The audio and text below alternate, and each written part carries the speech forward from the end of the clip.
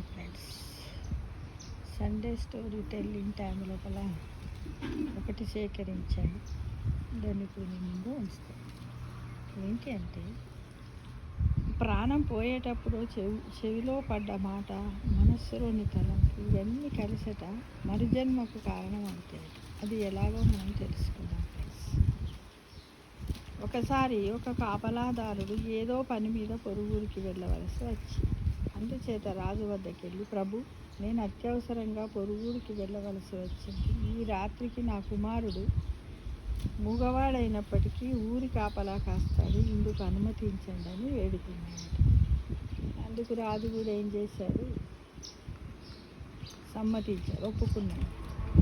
ఆ మూగవాడు ఎలా కాపలా కాస్తాడో చూడాలని ఆశతో రాజు మారువేషంలో గమనించాలనుకున్నాడు. ఆ కాలంలో రాజులు మారువేషంలో రాత్రిళ్ళు సంచారం చేసి ప్రజల బాగోగులను స్వయంగా పరిశీలించడము ఆనవాయితీగా ఉండేది. చాలామంది ఏంటంటే రాజు మంచివాడా చెడ్డవాడా అని రాజు యొక్క స్వభావాన్ని తెలుసుకోవడానికి ప్రజల నుండి, మళ్ళీ ప్రజలు కూడా ఎలా బ్రతుకుతున్నారని తెలుసుకోవాలంటే రహస్యంగా రాజులందరూ కూడా మారువేషంలో వెళ్ళేవారట. మిత్రమా, మారువేషంలో వెళ్ళేవాడు.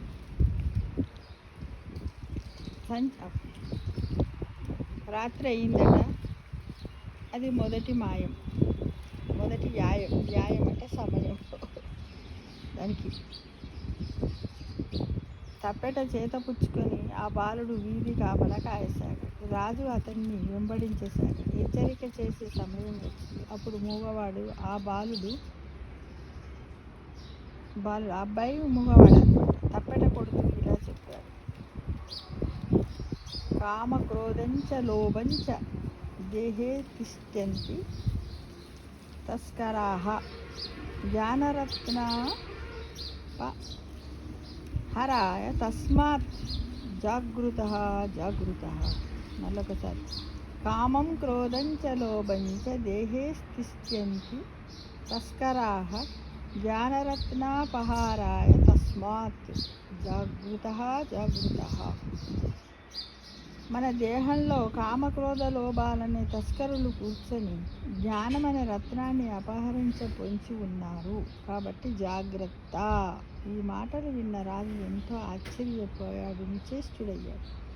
ఇతడు నిజానికి మూగవాడు కాడు, ముందుగానే జ్ఞాని అయిన జీవాన్ముక్తుడు, ముముక్షువు. ఒక మంచి ఆత్మ ఇతడి శరీరంలో ఉన్నది కనుక ఇతన్ని వెంబడించి గమనిస్తూ ఉంటాను అని రాజు భావించాడు. మూగవాడు అన్నప్పుడు మాట్లాడొద్దు కదా, మరి ఇలా అన్నాడు. మళ్ళా రెండవ జాము వచ్చింది. అప్పుడు ఆ జ్ఞాని ఇలా చాటాడు, ఏమని, జన్మ దుఃఖం జరా దుఃఖం జయా దుఃఖం పునః పునః సంసార సాగర దుఃఖం తస్మాత్ జాగృతః. జన్మ దుఃఖం జరా దుఃఖం జయా దుఃఖం పునః పునః సంసార సాగర దుఃఖం తస్మాత్ జాగృతః. పుట్టడము దుఃఖము, చావడము దుఃఖము, జరాభయము దుఃఖము, సంసార సాగరము దుఃఖం, మళ్ళా వచ్చేవి కాబట్టి జాగ్రత్త అని హెచ్చరిక. ఈ శ్లోకాన్ని విని రాజు పరవశుడైనాడు. తృతీయ యామం వచ్చింది. అంటే రాజును ఆ సమయంలో రాత్రిని ఏం చేశారంటే 3 జాములుగా చేశాడంట. బహుశా నేను అనుకుంటాను ఏంటంటే 12 నుంచి 3 గంటల వరకు ఒకటి, 12 నుంచి 2 గంటల వరకు ఒకటి, 2 అట్లా యాములు ఆ విధంగా విభజించారేమో అని నా ఒపీనియన్ ఫ్రెండ్స్. అయితే మళ్ళీ ఏం చేశాడు, ఈ శ్లోకాన్ని విని రాజు పరవశ. తృతీయ యామం వచ్చింది. మళ్ళోసారి 3 సార్లు గస్తీ తిరుగుతారు కదా, 3వసారి వచ్చింది. అప్పుడేమంటున్నాడు, మాతా నాస్తి పితా నాస్తి బంధు సహోదర అర్థం నాస్తి గృహం నాస్తి తస్మాత్ జాగృతః. చూడండి, తృతీయ యామంలో ఏమన్నాడు, ఎవరన్నాడు, మూగ అబ్బాయి అన్నాడు. ఎవరు వాళ్ళు రాజు దగ్గర ఉన్నటువంటి సేవకుని కొడుకు అన్నట్టు. అతను ఏమన్నాడు మళ్ళీ మాతా నాస్తి పితా నాస్తి బంధు సహోదర అర్థం నాస్తి గృహం నాస్తి తస్మాత్ జాగృత జాగృత అన్నాడు. తల్లి లేదు, తండ్రి లేదు, బంధువులు లేదు, సహోదరులు లేదు, ధనము లేదు, గృహము లేదు, ఇదంతా మిథ్యా అని అర్థం. జాగ్రత్త జాగ్రత్త అని చాటాడు. ఇది విన్న రాజు అచేతనుడయ్యాడు. అయినా వెంబడిస్తూనే ఉన్నాడు. ఇంతలో 4వ యామం వచ్చింది. అప్పుడు ఆ బాలుడు ఏమన్నాడు? ఆశయా బంధ్యతే లోకే కర్మణా బహుచింతయా ఆయుహుం క్షీణం నజానాతి తస్మాత్ జాగృత జాగృత అని చాటింపు వేసి మళ్ళీ ఒకసారి ఆశయా బధ్యతే లోకే కర్మణా బహుచింతయా ఆయుహుం క్షీణం నజానాతి తస్మాత్ జాగృత జాగృత అని చాటింపు వేశారు. ఆశాపాశం చేత కట్టుబడి తిరుగుతూ లోకకర్మల చేత బహుచింతలకు లోనై ఆయువు క్షీణించడము ఎరుగలేరే. కాబట్టి జాగ్రత్త జాగ్రత్త అని చాటారు. ఈ చివరి శ్లోకాన్ని విన్న రాజు మనస్సు పులకించిపోయింది. అతడు సాధారణ ఊరి కాపరి కాడు, పవిత్రమైన ఆత్మ కలిగిన జీవాన్ముక్తుడు. అజ్ఞానమనే చీకట్లు ఆవరించిన వారికి దారి చూపించే మహానుభావుడు. కాబట్టి ఇతన్ని తన రాజప్రసాదానికి రావించి అతడికి ఇష్టమైన ఉద్యోగం ఇప్పించాలి అని నిర్ణయించుకుని రాజు తన నగరికి పోయాడు. మరునాడు ఆ బాలుడు తండ్రి రాజును చూడవచ్చాడు. అతడితో రాజు ఏమంటున్నాడు? రాజు ఇలా అన్నాడు: ఇంతదాకా మూగగా ఉన్న నీ కుమారుడు నిజానికి మూగ కాడు. అతడు పూర్వజన్మ జ్ఞానం ఉన్న మహనీయుడు, పుణ్యాత్ముడు. అతడికి నా రాజ్యంలో తనకిష్టమైన ఉద్యోగం ఇవ్వాలని ఆశిస్తున్నాను. నా కోరిక తీర్చమని అతడిని అడుగు అని చెప్పాడు రాజు. ఎవరికి? అబ్బాయి తండ్రికి, ఆ బాలుని యొక్క తండ్రి తన కుమారుడికి రాజుగారి కోరిక తెలుపగా ఆ కుమారుడు అందుకు సమ్మతించి రాజు వద్దకు వచ్చాడు. అప్పుడు రాజు, స్వామి, మీరు ఏ పని చేయడానికి ఇష్టపడతారో దాన్ని చేయమని వేడుకుంటున్నాను అని అడిగాడు. తన పుత్రుడు అప్రయోజకుడని ఇంతవరకు ఎంచిన తండ్రి కూడా జరుగుతున్నది అర్థం కాక ఆశ్చర్యపోతున్నాడు. అప్పుడు ఆ జీవాన్ముక్తుడు, రాజా, మీ రాజ్యములో ఘోర పాపము హత్యలు చేసిన వారికి ఏం శిక్ష విధిస్తారు అని అడిగాడు. అందుకు రాజు మరణశిక్ష అని బదిలించాడు. అయితే ఆ మరణదండన నెరవేర్చే ఉద్యోగం నాకు ఇప్పించండి. నా చేతుల మీదుగా నా కత్తితో వారి తల తీస్తాను అంటూ తన కోరికని తెలిపాడు. ఆ పసివాడు రాజు అమిత ఆశ్చర్యపోయాడు. అరే, ఈ బాలుడేంది ఇలాంటి కోరిక కోరాడు అనిపిస్తుంది కదా. అతడి కోరిక మేరకు అందుకు సమ్మతించాడు. ఊరికి వెలుపల మరణశిక్ష నెరవేర్చే స్థలంలో ఒక కుటీరం వేసుకొని ఆ బాలుడు తన కర్తవ్యాన్ని నిర్వహించాడు.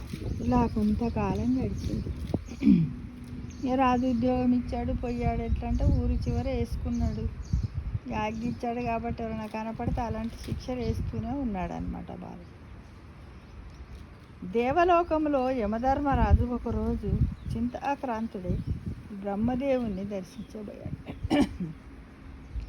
మనకు కూడా ఇంట్లో అప్పుడప్పుడు చింతలు వస్తుంటాయి కదా, బాధపడుతుంటాము, ఎన్నో చేస్తుంటాము. అలానే దేవుళ్ళకు కూడా వస్తాయి. అలానే యమధర్మరాజుకు కూడా ఒకరోజు వచ్చిందట అతను బ్రహ్మదేవుని దర్శించడానికి. మనకు కూడా బాధ ఎక్కువైనప్పుడు ఎవరైనా మన అమ్మ నాన్నలు, తాతలు, ముత్తాతలు మన మంచిని, శ్రేయస్సును మన శ్రేయాభిలాషుల దగ్గరికి వెళ్తాం కదా.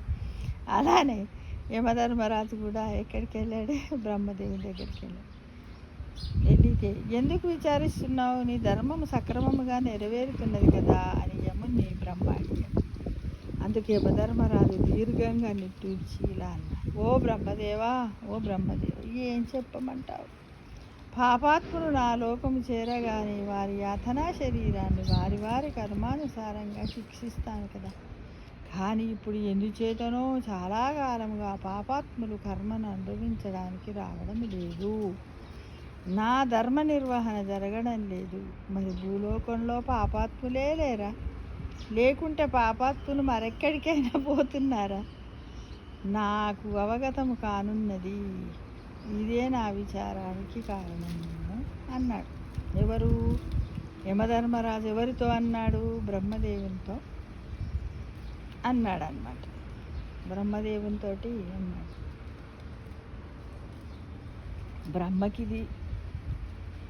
బ్రహ్మకిది విచిత్రంగా తోచింది. దీన్ని పరిశోధించే నిమిత్తం భూలోకానికి వచ్చాడు. ఇక బ్రహ్మదేవుడు ఎట్లా తెలుసుకోవాలి?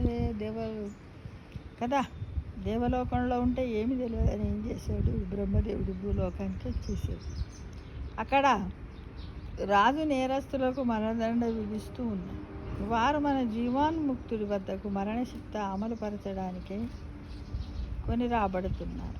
ఈ తతంగం చూసి బ్రహ్మ వారిని వెంబడించి మన జ్ఞాని నివసిస్తూ ఉన్న చోటుకు వచ్చారు. అప్పుడు అక్కడ జరుగుతున్నది చూడగా బ్రహ్మదేవుడికే ఆశ్చర్యం వేసింది. అసలు ఏం జరుగుతుందో ఒకసారి ఊహించండి మిత్రమా. అదేమిటంటే, మరణశిక్ష అమలు జరిగే ఆ వేదికకు ఎదురుగా శివుడు, విష్ణువుల దివ్యమంగళమూర్తుల పటాలు అమర్చి ఉంది. అందంగా పుష్పాలంకారం చేసి అంతటా సుగంధం నిండుగా ధూపదీపాలు పెట్టబడింది.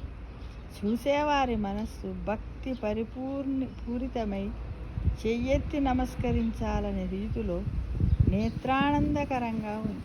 అంతేకాక ఆ పటములకు ముందు పురాణాలు, కావ్యాలు, రామాయణ, భారత, భాగవతాలు, పవిత్ర గ్రంథాలు అమర్చబడి ఉంది. ఆ చోటు దేవాలయమే గాని మరణాలయముగా కానరాకుంది. మరణశిక్ష విధింపబడి కొనిరాబడిన వారికి ఆ జ్ఞాని తాను తల తీయడానికి ముందు ఆ పటముల ఎదురుగా వారి నిలబెట్టి నమస్కరింపజేసి వారి మనస్సు అర్థమయ్యే రీతిలో నీతులు, భగవంతుడి నామమహిమ సంకీర్తన మధురంగా చెబుతున్నారు. అతడి మాటలు ఆలకిస్తూ వారు సర్వం మరచి తనువు తన్మయత్వము అవుతూ ఉన్న తరుణం చూసి వారికే తెలియకుండా వెనక పక్క నుంచి వారి తల ఖండించారు. అయితే ఆ తల తెగుతున్నప్పుడు వారు మైకంలో ఉన్నట్లుగా గుర్తించలేకపోయారు. దైవనామ సంకీర్తనము చెవిలో పడేటప్పుడు వారి జీవం పోవడంతో వారి మనస్సు ప్రక్షాళితమైన ముక్తి పొందేవారు. ఈ తతంగం అంతా చూసిన బ్రహ్మదేవుడు ముగ్ధుడై మన జ్ఞాని ముందు ప్రత్యక్షమయ్యాడు. బ్రహ్మను చూడగానే జ్ఞాని సంతోషంతో నమస్కరించాడు. వత్స, ఎవరు కని విని ఎరుగని రీతిలో మరణదండన ఇలా నెరవేర్చడములో అంతరార్థమేమిటి? ఎందువల్ల ఇలా చేస్తున్నావు అని బ్రహ్మ జ్ఞానిని అడిగాడు. ఇక్కడ జ్ఞాని ఎవరు? పిల్లవాడు కదా. అందుకతడు వినమ్రంగా బ్రహ్మతో ఇలా పలికాడు. ఓ బ్రహ్మదేవా, మీకు తెలియనిదంటూ ఏదన్నా ఉంటుందా? నా గత జన్మలో మరణ సమయంలో దైవనామస్మరణకు బదులు కలిగిన తలంపుల వలన నాకిలా జన్మించాల్సి వచ్చింది. భగవానుడి గీతలో, అంటే భగవానుడు ఎవరు? శ్రీకృష్ణ భగవానుడి గీతలో, ఎంతటి క్రూర కర్ముడైనా ఎవడు మరణ సమయంలో నా నామస్మరణ చేస్తాడో వాడు నా సాన్నిధ్యం పొందుతాడు అని సెలవిచ్చాడు కదా. కాబట్టి సులభోపాయంలో వీరినందరినీ దైవనామస్మరణతో ముక్తులను చేయదలచాను. నా అనుభవం ఒక పాఠమయ్యింది అని ఎవరన్నారు? జ్ఞాని. జ్ఞాని అంటే ఎవరు? ఆ బాలుడు. ఎవరితో అన్నాడు? బ్రహ్మదేవునితో అన్నాడు. అంతా విన్న బ్రహ్మదేవుడు పరిపూర్ణ సంతృప్తి ఆనందాలతో అతన్ని ఆశీర్వదించి సత్యలోకం చేరుకున్నాడు. మరణకాలములో సచ్చింతనతో ఉంటే అలాంటి పుట్టుకే లభిస్తుంది కనుక ముక్తి లభిస్తుంది. సచ్చింతన కాక వేరే ఏ చింతనైనా ఉంటే అందుకు సంబంధించిన పునర్జన్మ కలుగుతుంది. కాబట్టి అంత్యకాలములో భగవన్నామమే పరమ ఔషధంగా పనిచేస్తుంది. నామస్మరణే సులభోపాయం. ఆ నామస్మరణే ధన్యోపాయంగా చేసుకొని కడతేరే మార్గం చూసుకుందాము గాక. కావున మరణ సమయం ఎవరికి ఎప్పుడు వస్తుందో ఎవరికీ తెలియదు. కావున భగవన్నామ స్మరణ నిత్యం అన్ని వేళల్లో ఏ పని చేస్తున్నా మానసికంగా చేస్తూ ఎదుటి మనిషిలో ఉన్న భగవంతుణ్ణి గౌరవిస్తూ ప్రవర్తిస్తే తప్పకుండా అంత్యకాల నామస్మరణ తప్పక లభిస్తుంది. భగవద్గీతలో చెప్పినట్టుగా అద్వేష్ట సర్వభూతానాం ఆచరిస్తూ ఉంటే ఇది సాధ్యం. ఏ ఒక్కరి మీద ద్వేషము లేని వారికే ఇది సుసాధ్యం. ఎందుకనగా తను వేరొకరిని ద్వేషించే సమయంలో ఒకవేళ మరణం సంభవిస్తే అదే ద్వేషముతో పాము కప్ప జన్మలను మరియు గజ కచ్చప అంటే ఏనుగు తాబేలు జన్మలను పొంది లేక అనేక యుగములు తగువులాడుకునే అవకాశం ఉందని పురాణాలు చెబుతున్నాయి మిత్రమా. కావున మొట్టమొదలు మనము శత్రువులు అనుకునే వారి మీద మన అభిప్రాయములను సరిదిద్దుకొని అద్వేష్ట సర్వభూతానంగా తయారవడం అత్యంత ఆవశ్యకం. రామనామ స్మరణ చేసి వాల్మీకి మహర్షి అంత్య సమయంలో కూడా రామనామ స్మరణ చేయడం వలన తులసీదాసుగా జన్మించగానే 1498 1605 అందరి పిల్లల వలన ఏడవకుండా రామ్ రామ్ రామ్ అని పలకడము. అందుకని మొదలు ఆయనకి రంబోలా అని అందరూ పిలవడం జరిగింది. ఇంతకన్నా మనకు ఏమీ కావాలి మిత్రమా? చూడండి, ప్రతి ఒక్కరము కూడా నిత్యము ఎల్లవేళల్లో దైవనామస్మరణ చేద్దామని మీరందరితో కలిసి చేద్దామని ఆశిస్తున్నాను. సర్వే జన